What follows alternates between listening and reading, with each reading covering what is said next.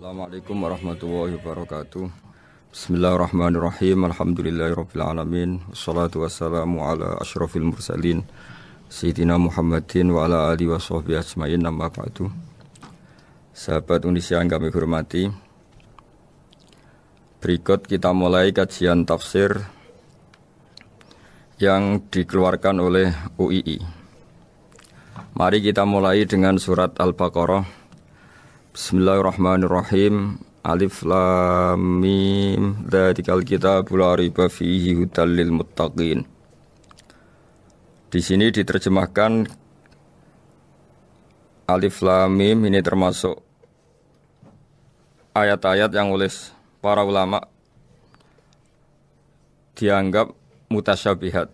Artinya kita tidak boleh memaksakan maknanya. Kita cukup iman bahwa itu dari Allah Subhanahu wa taala. Ini termasuk ayat-ayat yang kita percaya bahwa ada makna yang diinginkan Allah, tapi kita tidak perlu menduga-duga apa sepersisnya makna itu. Dzalikal kitabul la raiba fihi, kitab ini tidak ada yang diragukan. Hudal lil muttaqin, petunjuk bagi mereka yang bertakwa. Sahabat Indonesia yang kami cintai, yang kami hormati, muttaqin dari kata kerja ittaqa yattaqi ittiqaan. Maknanya adalah menjaga diri. Ada 3 kelas muttaqin dalam terminologi para ulama, istilah yang dikeluarkan para ulama. 1, muttaqin orang yang menghindari perilaku syirik atau perilaku kekafiran. Sehingga menurut para ulama, apapun faseknya seorang mukmin, apapun kelirunya orang mukmin, misalnya pernah mencuri, pernah korupsi, pernah apa saja, masih dianggap mukmin karena dia masih bertauhid la ilaha illallah Muhammadur Rasulullah. Ini muttaqin yang paling kelas pokok, kelas bawah. Kemudian ada muttaqin kelas kedua, yaitu mereka yang menghindari dosa besar tapi tidak bisa menghindari dosa kecil. Misalnya bisa menghindari dosa zina, tapi dia bisa menghindari dosa melihat perempuan yang bukan mahramnya, yang bukan halal bagi dia. Ketiga muttaqin paling ideal, yaitu menghindari dosa besar, juga menghindari dosa kecil, bahkan menghindari sesuatu yang tidak penting. Ini yang dalam terminologi ulama disebut para wali atau para ulama, yaitu yang dalam ayat ala inna awliya Allahi la khaufun alaihim wa lahum yahzanun. Ini penting kami jelaskan kelas-kelas muttaqin supaya bahwa mukmin tidak pernah keluar dari status iman meskipun dia pernah melakukan satu kesalahan besar. Karena yang dikatakan mukmin adalah siapapun yang meyakini kebenaran risalah Muhammad, risalah yang dibawa Muhammad, berarti dia mukmin. Soal dia melakukan dosa atau apa saja itu menjadikan dia fasik, tapi tidak keluar dari status mukmin. Ini yang dimaksud dalam sebuah hadis, man qala la ilaha illallah dakhalal jannah. Siapapun yang pernah melafadzkan la ilaha illallah iman, maka dia pasti nanti masuk surga. Kemudian ada beberapa pertanyaan dari para sahabat dengan masa lalu orang itu yang macam-macam, Nabi tetap menjawab meskipun dengan masa lalu yang macam-macam.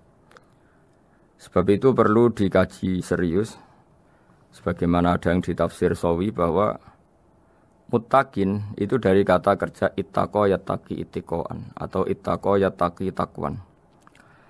Ini maknanya orang yang menjaga diri. Tentu menjaga diri ini ada yang kelas premium, kelas sempurna. Jadi sesuatu apa saja yang bahaya kita jaga, termasuk dosa kecil, melakukan hal yang tidak penting. Ada orang mukmin yang hanya bisa menjaga dari dosa kekafiran, dosa kemusyrikan. Ini pun dengan segala kesalahannya masih ada kemungkinan dimaafkan Allah. Karena Allah pernah berfirman, innallaha la yaghfiru ayyushraka bihi wa yaghfiru ma duna dzalika liman yasha. Allah tidak akan memaafkan dosa syirik, tapi Allah masih bisa memaafkan atau masih berkenan memaafkan dosa di luar syirik. Kemudian yang perlu mengerti oleh sahabat Indonesia adalah makna la raiba fihi. Ini yang perlu kami ungkap, bahwa Al-Quran ini tidak ada keraguan padanya. tidak ada keraguan. Ini yang mudah kita teliti karena kita orang Indonesia. Mungkin rasa-rasa sastra Arab enggak kental. Mari kita teliti dari segi makna. Karena makna ini rasa dan rasa itu universal. Begini misalnya.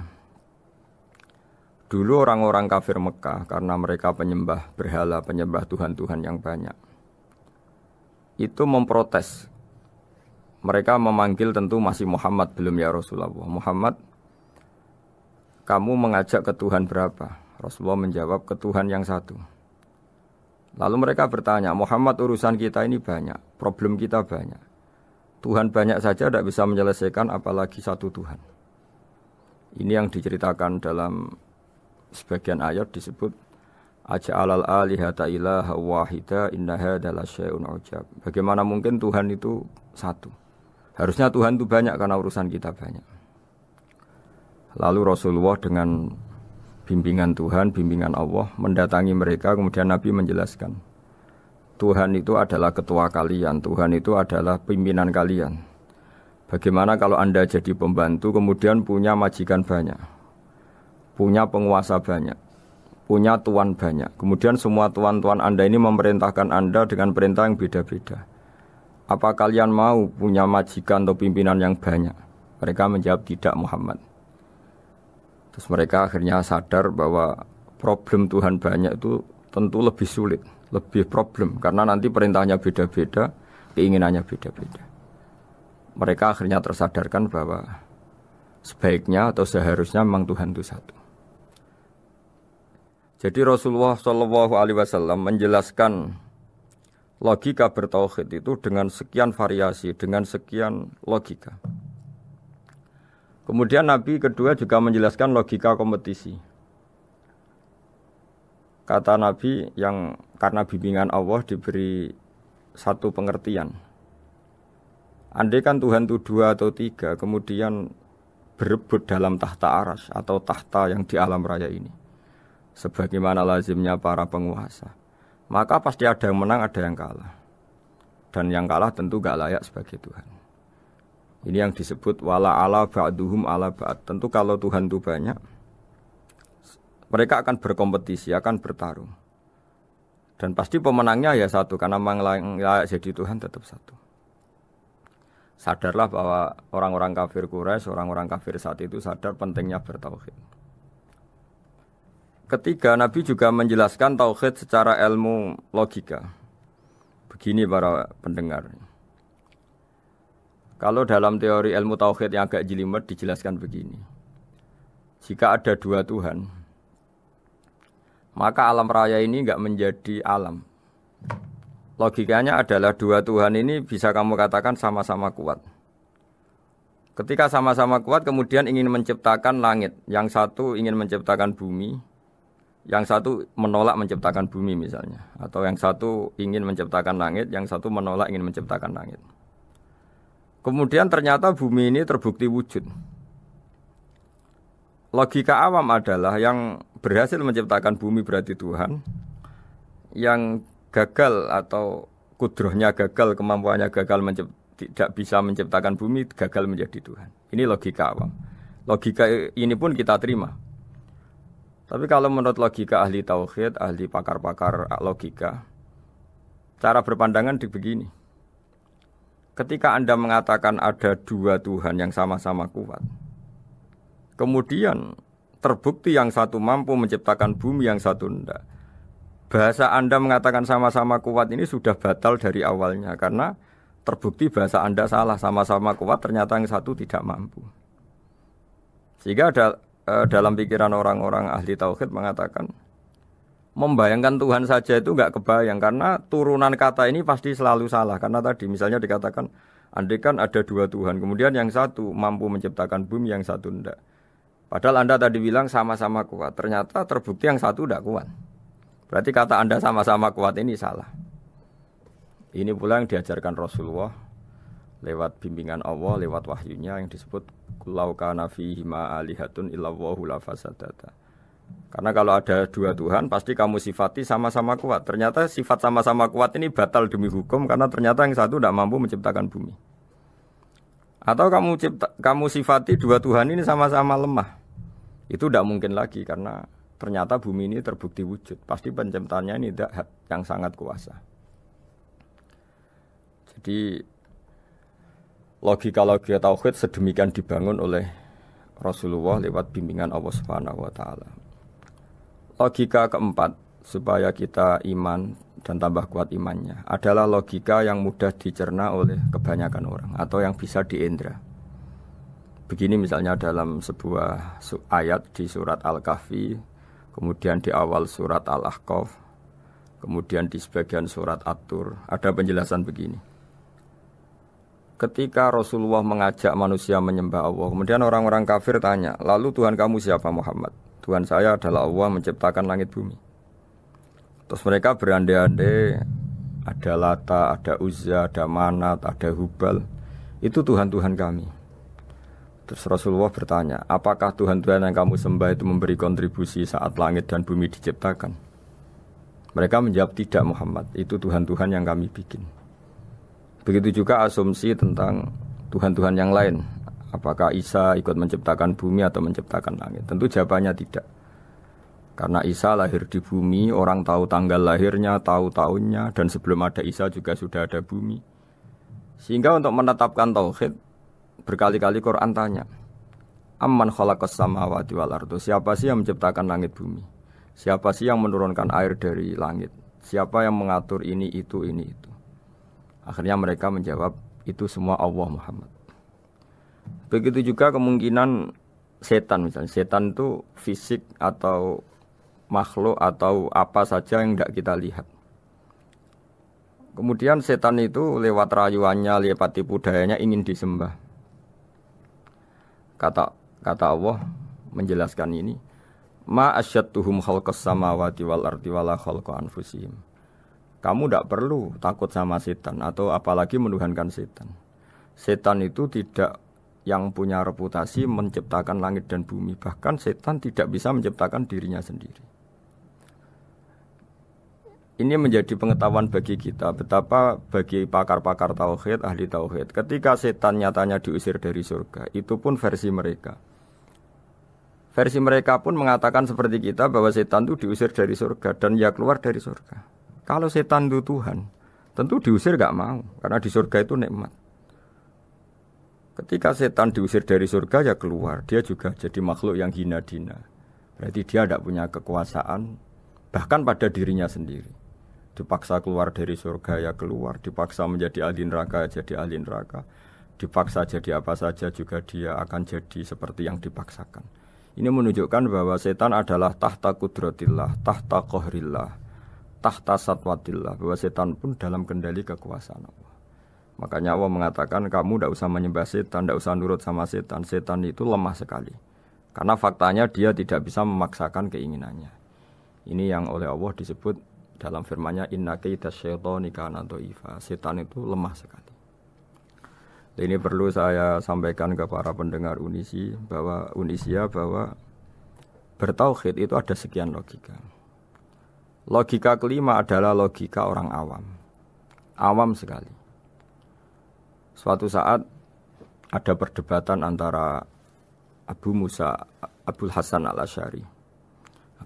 Abul Hasan al-Asy'ari ini tokoh ahli sunnah paling populer dalam ilmu logika. Dia mengatakan orang menemukan Tuhan itu harus lewat logika yang cermat. Tidak boleh taklid, hanya ikut-ikutan. Dia harus menemukan satu argumentasi bahwa Tuhan atau pencipta langit itu ada. Kemudian ada satu problem di mana orang-orang kampung atau orang-orang yang lugu atau orang-orang awam itu tidak bisa ilmu logika, ilmu mantek kalau dalam bahasa pesantren. Kata Abu Mansur, kata Abul Hasan al-Asy'ari, itu masih mungkin. Walhasil para ulama ini meneliti ke orang-orang yang lugu, yang di kampung, yang petani, yang lugu sekali.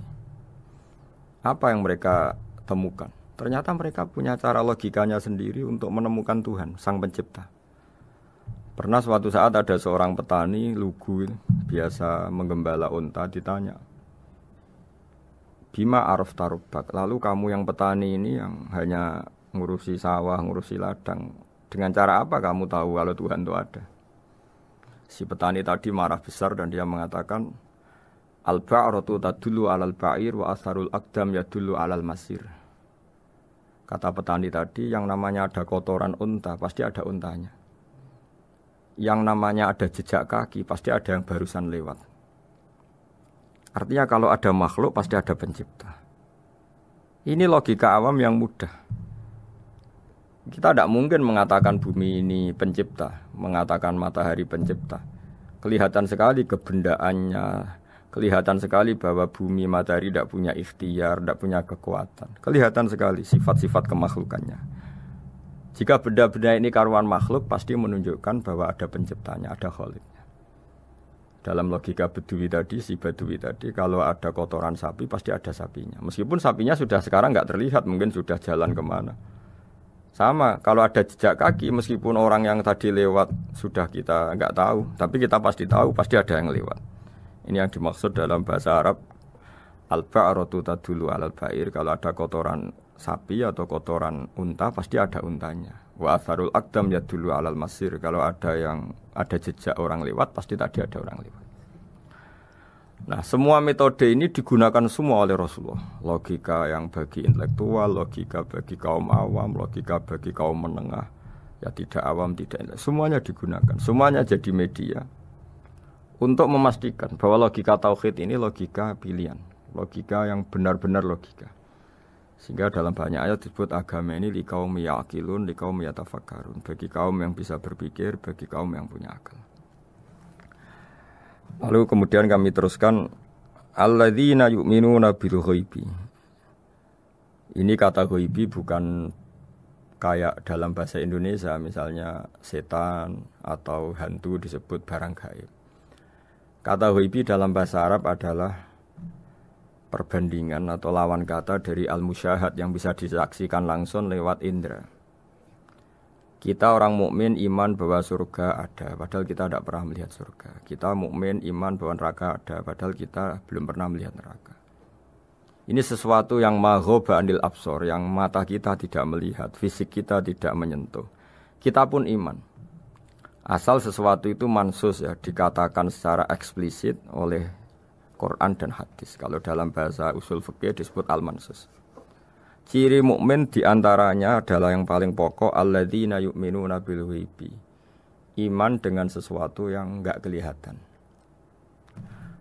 Lalu kemudian para ulama cara pandang beda-beda. Bedanya bukan karena mereka bertentangan enggak, tapi ini menurut kelas rasa yang berbeda-beda. Bagi orang-orang sufi ya, Allah itu tidak bisa dikatakan al-ghaib, sesuatu yang enggak kelihatan. Karena Allah itu begitu jelas, az-zahir. Kata orang sufi, Allah itu zahir. Begitu juga dalam Asmaul Husna disebut Allah itu az-zahir. Begitu jelas. Karena orang yang akalnya mapan, hatinya mapan, melihat satu lemari yang bagus, pasti langsung mensifati bahwa pembuatnya adalah orang yang hebat. Orang yang melihat mobil mewah atau pesawat yang canggih, pasti kepikiran pertama adalah pasti pembuatnya canggih. Sehingga eksistensi pembuat pesawat itu adalah orang hebat, itu langsung tertanam ketika melihat pesawat itu hebat. Bagaimana mungkin seseorang ragu akan kehebatan pembuat pesawat ketika melihat detail-detail pesawat? Pasti langsung kepikiran kalau pembuatnya itu hebat. Memutuskan bahwa pembuat pesawat hebat itu tidak harus ketemu yang membuat, juga tidak harus melihat. Tapi akal kita pasti meyakini pembuatnya itu hebat. Berarti keputusan menyimpulkan bahwa pembuatnya hebat adalah az-zahir begitu jelas. Begitu juga langit dan bumi, matahari semuanya tertata rapi. Air dengan fungsi manfaat yang sebegitu hebat, oksigen, semua tanaman, buah-buahan. Meskipun kita tidak pernah melihat Tuhan, tapi akal kita, nurani kita pasti berkeyakinan dan tahu betul pasti pembuatnya itu zat yang super hebat, super bijaksana. Sehingga dalam kategori ini Allah tidak bisa dikatakan suatu yang enggak tersentuh, yang enggak terjangkau. Allah itu az-zahir begitu jelas. Sehingga di antara Asmaul Husna disebut az-zahir. Sebab itu saya menganjurkan atau saya punya saran bahwa alladzina yu'minuna bil ghaibi itu contoh paling mudah itu kayak surga, kayak neraka. Kalau Allah sendiri itu az-zahir, mudah diketahui. Karena tadi orang yang melihat pesawat canggih pasti saat itu juga berkeyakinan dan itu pasti benar, pasti pembuatnya juga canggih. Nah, di sini disebut alam raya ini ayat, semuanya itu bukti kekuasaan Allah. Dalam syair-syair orang sufi masyhur sekali itu wa fi kulli syai'in lahu ayatun yadullu ala annahul wahidu. Setiap sesuatu kejadian di alam raya adalah bukti keesaan Allah, bukti eksistensi Allah Subhanahu wa taala. Sehingga dalam satu kisah normalnya orang itu paling tahu itu dengan dirinya sendiri. Karena dia adalah dia. Tapi kalau Imam Sibawayh seorang pakar nahwu mengatakan a'raful ma'arif Allah. Di alam raya ini yang paling mudah dikenali itu ya Allah, pencipta. Karena andai kan kita sendirian di hutan, kemudian kita mulai punya akal, kita mungkin tidak tahu diri kita ini siapa. Tapi setidaknya kita langsung menyimpulkan bahwa kita tidak bisa menciptakan diri kita sendiri. Ketika kita berkesimpulan tidak bisa menciptakan diri kita sendiri, pasti kita terus berkesimpulan ada di luar kita yang menciptakan kita. Nah, sebab itu kenapa sifat mencipta ini yang pertama kali dikenalkan oleh Allah kepada nabinya untuk dikenalkan kepada umatnya. Yaitu disebut Iqra bismi rabbikal ladzi khalaq. Muhammad, bacalah dengan nama Tuhanmu. Sifat Tuhan yang paling mudah dikenali oleh siapapun adalah sifat pencipta. Karena ketika seseorang yakin dia lahir sudah ada bumi, dia lahir sudah ada langit, dia pasti akan tahu bahwa dia ada penciptanya. Sehingga paling mudah mensifati Allah atau mensifati Tuhan adalah bismi rabbikal ladzi khalaq. Terus kemudian di antara ciri orang baik adalah wa yuqimunas shalat. Kemudian beriman kepada yang gaib, menegakkan salat. Kata menegakkan adalah dari kata menjaga aturan-aturan atau sesuai aturan-aturan salat. Kita tahu dalam salat ini ada beberapa syarat yang harus dipenuhi. Misalnya harus wudu, harus suci di tempat yang suci. Terus ada syarat-syarat dalam internal salat, dia harus baca Fatihah, harus tumakninah, macam-macam. Itu eksistensi definisi salat. Kemudian kata berdiri juga diartikan para ulama, eksistensi sholat harus diketahui secara publik, secara sosial. Karena sesuatu itu punya eksistensi kalau jadi konsensus atau diakui oleh publik. Di sini agama mewajibkan sholat jamaah. Kata banyak ulama, jamaah itu fardu kifayah, bahkan ada yang mengatakan fardu ain. Harus dijalankan orang banyak secara massal dan harus di tempat yang terbuka. Sehingga kata para ahli fikih, andaikan ada orang jamaah di dalam rumah tidak diketahui oleh banyak orang, belum mencukupi atau belum menggugurkan kewajiban jamaah. Sehingga eksistensi sholat harus diketahui secara publik. Sehingga dulu Rasulullah itu kalau sholat ya di masjid dan masjidnya terbuka. Sampai sekarang kita pun menyaksikan semua umat Islam kalau sholat di masjid yang terbuka. Sehingga dunia non-muslim pun tahu bahwa dalam Islam ada ritual, ya, ada ibadah yang bernama sholat. Hikmah kedua dengan cara terbuka seperti ini, sholat itu menjadi gak pernah rubah mulai zaman Nabi sampai kiamat. Dengan tradisi jamaah berarti kaifiyah atau cara sholat ini permanen. Bapak kita sholat ya seperti itu, imam seperti itu, anak cucu kita akan meniru kita ya seperti itu. Sehingga gak ada varian-varian yang hanya berdasar subjektivitas musolli yang sholat. Taruh saja kita misalnya jadi seorang sufi yang baru takut sama Allah atau baru usul kalau dalam bahasa sufi. Kemudian kita sholat sendiri di rumah, mungkin dengan gaya menangis, terseduh-seduh, macam-macam. Ini tentu tidak baik sebagai standar sholat. Begitu juga ada anak atau pedagang yang kesusu atau tergesa-gesa, kemudian sholat hanya sekian, 2 menit, 1 menit. Ini juga tidak baik. Meskipun itu boleh dilakukan individu-individu. Tapi kalau dalam sholat jamaah, orang harus manut imam, dan ada standarnya, misalnya tumaknina itu biqadri subhanallah, jadi ada ukurannya. Ini penting saya utarakan bahwa hikmah jamaah itu bukan sekedar dapat pahala 27 kalau sendiri, dapat pahala 1 itu enggak. Tapi ini menjaga eksistensi sholat supaya ya seperti ini terus sampai kiamat. Sehingga orang Indonesia atau orang Afrika, orang mana saja, itu ketika haji atau ketika saling berkunjung di negara lain, itu enggak akan kaget dengan cara-cara sholatnya. Karena seluruh dunia kaifiyahnya caranya sama. Ini semua barokah dari jamaah. Maka Rasulullah itu enggak banyak ngendikan tentang caranya sholat. Beliau hanya ngendikan shollu kama ra'aitumuni usolli. Sudahlah kamu pokoknya makmum saya. Nanti caranya kamu sholat sama seperti saya seperti ini. Sehingga kata menegakkan sholat adalah bisa kita tegakkan kalau kita aparat negara ya bikin-bikin aturan supaya eksistensi sholat gak terganggu. Kalau kita seorang kultural juga mensuasanakan sholat dan supaya kefiahnya atau caranya sholat ini benar kita tradisikan jamaah. Sehingga anak kecil ngikuti yang besar, yang bodoh ngikuti yang pinter dengan satu cara. Itu barokahnya jamaah. Sehingga wa yuqimuna sholat itu sholat kita dirikan baik secara personal dengan cara-cara tumak nina, kita suci di tempat yang suci maupun kita tegakkan, kita maklumatkan, kita jadikan konsensus bahwa sholat ya seperti ini sehingga ada khayal-khayal lagi dalam Islam. Misalnya nyuwun sewu ada aliran yang mengatakan ya kalau Tuhan itu kan enggak bebas arah, bebas tempat. Terus dulu pernah ada orang sesat sholat sampai 4 rakaat 4 arah, alasannya Tuhan itu tanpa arah. Enggak akan terjadi seperti itu. Karena ijma'nya umat Islam, konsensus umat Islam akan menolak faham yang seperti itu. Jadi saya mohon sekali ini pentingnya jamaah. Dengan jamaah maka caranya sholat, cara meyakini madhab kiblat dan sebagainya terjaga ila yaumil qiyamah sampai hari kiamat. Terus sifatnya orang mukmin lagi wa mimma razaqnahum yunfikun dan menafkahkan sebagian rezeki yang kami berikan.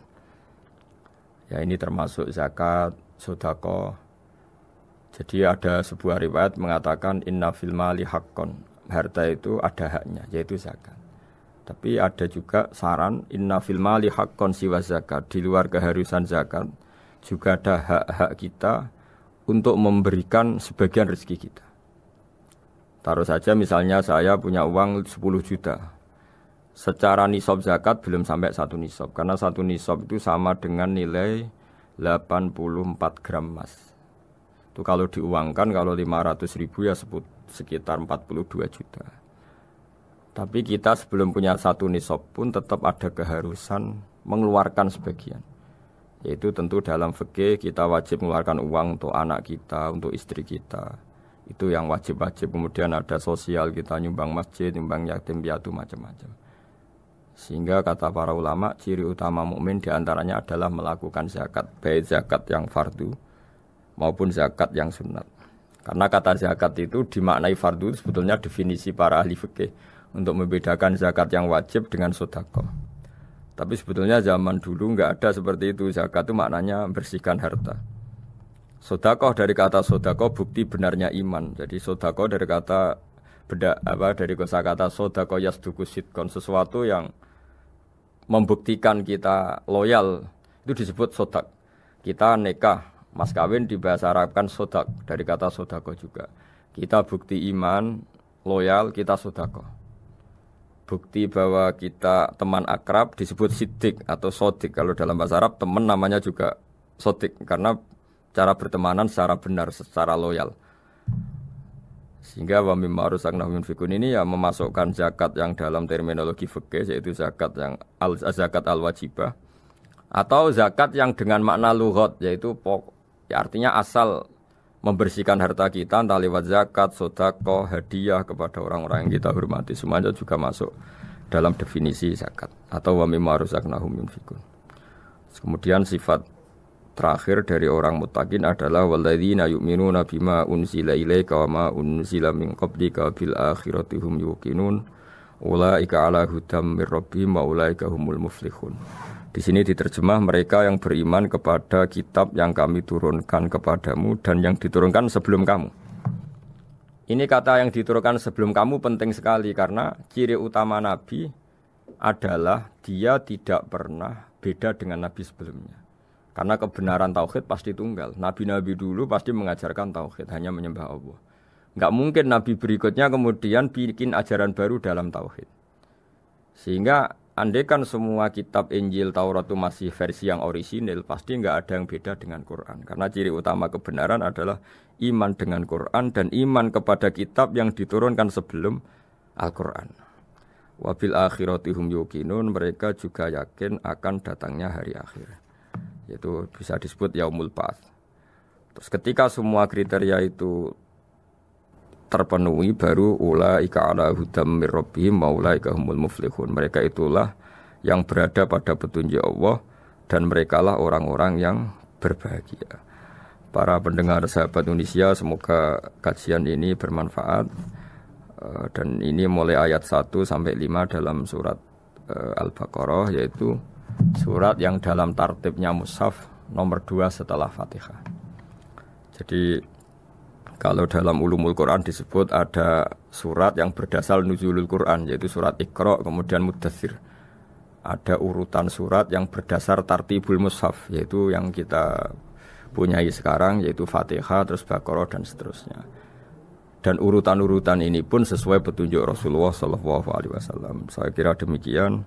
Mohon maaf atas semua kesalahan. Wassalamualaikum warahmatullahi wabarakatuh.